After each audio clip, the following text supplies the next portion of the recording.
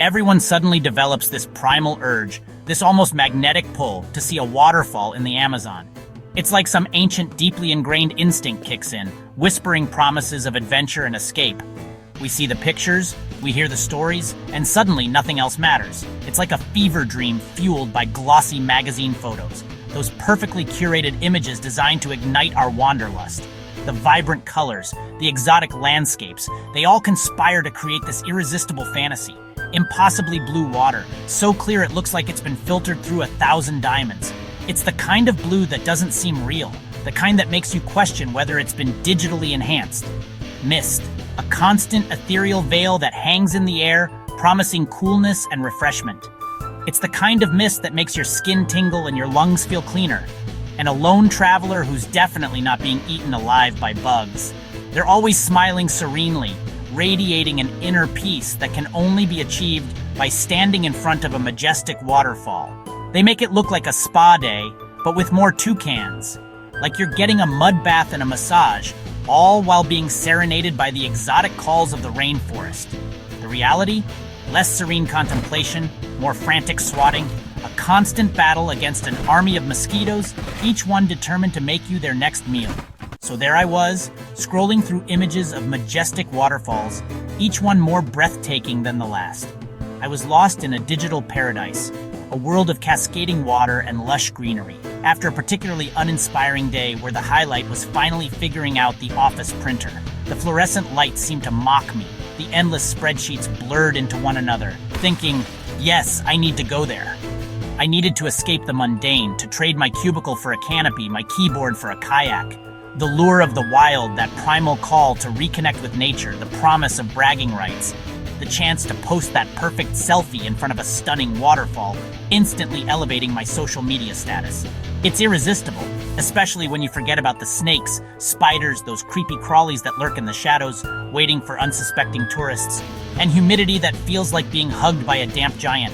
A giant who's been running a marathon and hasn't showered in days. I pictured myself emerging from the jungle, a triumphant explorer, hair perfectly tousled, as if a team of stylists had been waiting just off screen to ensure I looked effortlessly chic.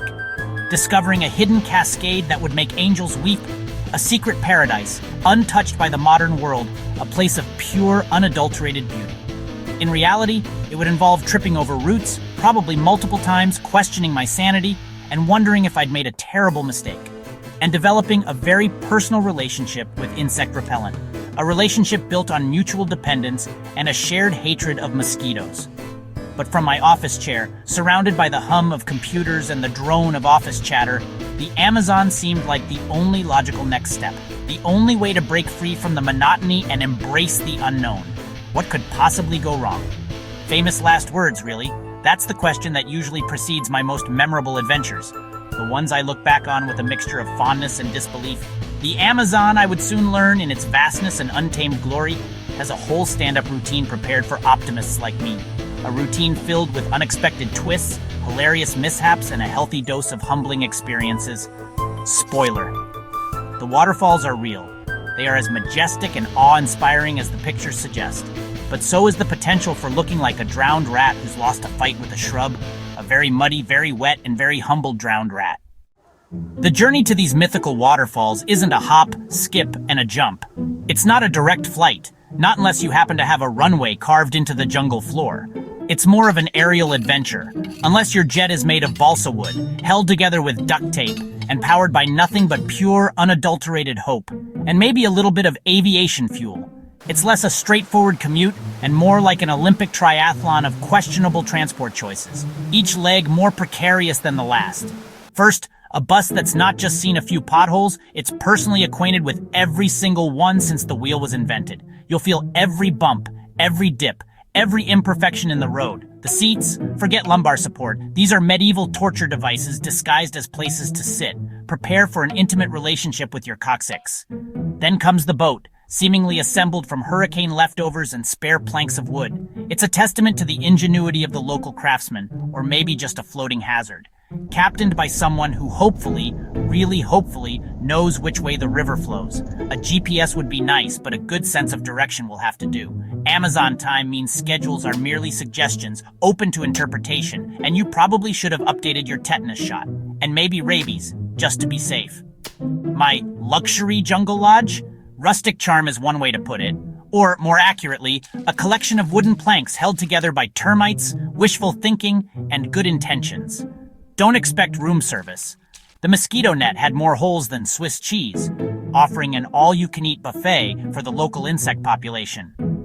Consider it a donation to the ecosystem.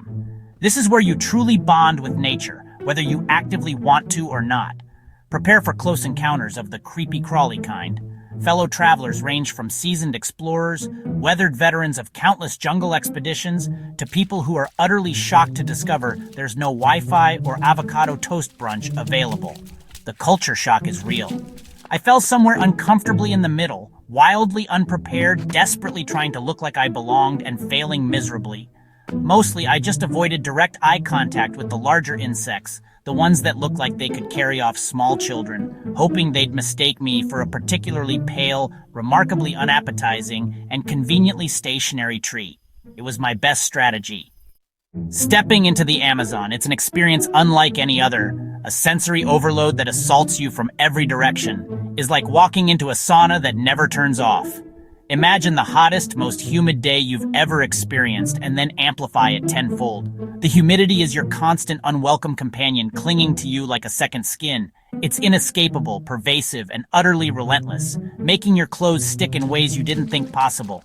Every movement becomes a sticky, uncomfortable affair. My hair surrendered instantly the moment I crossed the threshold into this green abyss, adopting a style best described as electrocuted poodle.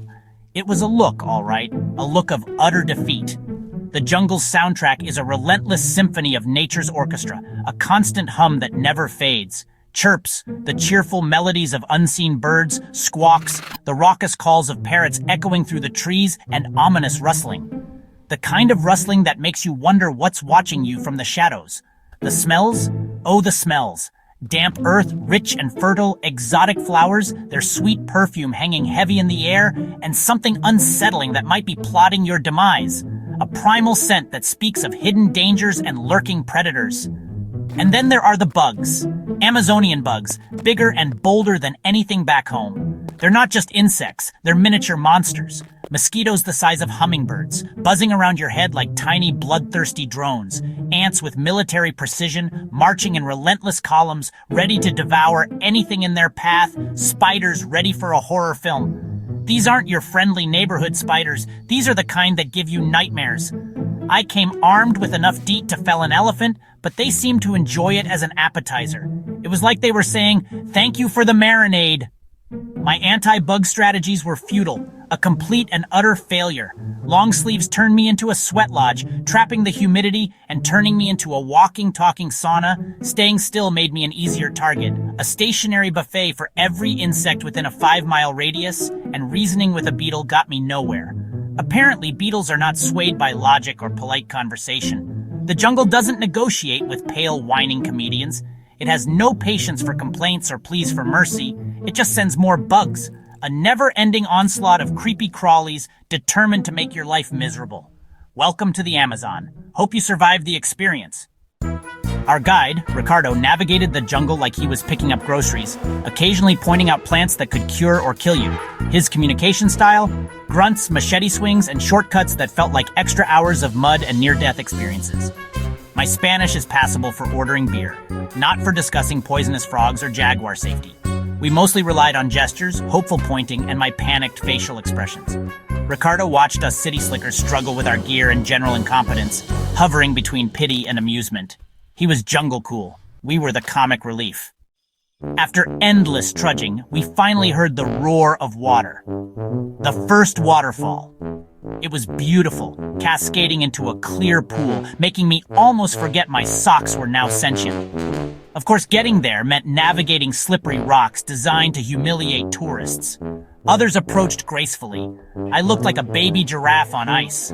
My attempt at a heroic photo ended with me yelping as freezing water hit my back and nearly falling into a ravine. The resulting photo? a treasured memento of my clumsiness. Other tourists provided entertainment. Drone guy nearly decapitating people, yoga woman tempting fate, and the rest just staring, wondering if this was worth missing the hotel breakfast. Chasing waterfalls is a spectator sport for the existentially bewildered, and I was winning. In the Amazon, a trail is more of a vague suggestion and obstacle course designed by a sadistic leprechaun. You spend your time dodging roots, rocks, and things that slither. At one point, I was convinced a monkey stole my Cliff Bar, only to find it later squashed in my bag. The jungle works in mysterious ways. Amidst the mud and panic, there were moments of breathtaking beauty, a flash of blue from a morpho butterfly, sunlight filtering through the canopy, or maybe it was just dehydration-induced delirium. These moments made you forget you were one wrong turn from becoming a permanent resident. You start to wonder, am I adventurous or just bad at reading travel brochures? My survival skills? Whining impressively and attracting biting insects? But hey, at least I was committed even if the jungle was committed to unraveling me. Planning your own Amazon adventure? Here's some hard-won wisdom. Those designer hiking boots? The jungle finds them hilarious. Think sensible, broken in, and disposable. Your industrial-strength bug spray? Mosquitoes treat it as salad dressing. Bring the strongest stuff, apply it religiously, and accept you'll still get bitten. Consider it an itchy souvenir. Don't wing it with directions. The Amazon laughs at your optimism. There are no street signs, and your phone's GPS is useless. Hire a local guide. Seriously.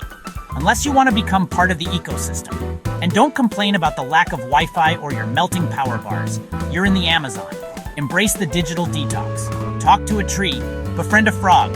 Just don't ask Ricardo for the Wi-Fi password. His silent, pitying stare will haunt your dreams. Trust me. After more trekking and questionable life choices, we reached the legendary Big Kahuna Waterfall. This wasn't a trickle. It was a roaring, thundering curtain of water, soaking you from 50 yards away. The sheer scale was humbling and a little terrifying. I clung to a tree, half in awe, half in fear of being swept away and becoming a cautionary tale. Standing there, drenched and muddy, I realized I might be an idiot for doing this, but it's kind of incredible. For a moment, I forgot about the 17 species of insect larvae burrowing into my socks. The journey back was anticlimactic. More mud, more stumbling, and a growing awareness of muscles I never knew I had. We were quieter, exhausted, and stripped of any illusions of effortless adventure.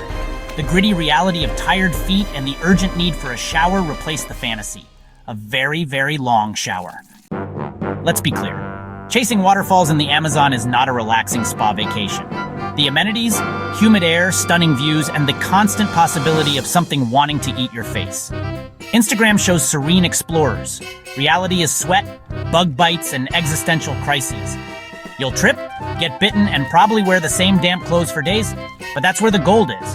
The chaos, discomfort, and absurdity make the best stories. The Amazon strips away pretense and reminds you you're just a small mammal in a wild world. Should you go? Absolutely. Even if it's just to prove you can survive without Wi-Fi. Go for the waterfalls, stay for the existential crises, and come back with stories that make your friends jealous or concerned. Your future self will thank you. And hey, think of the therapy material.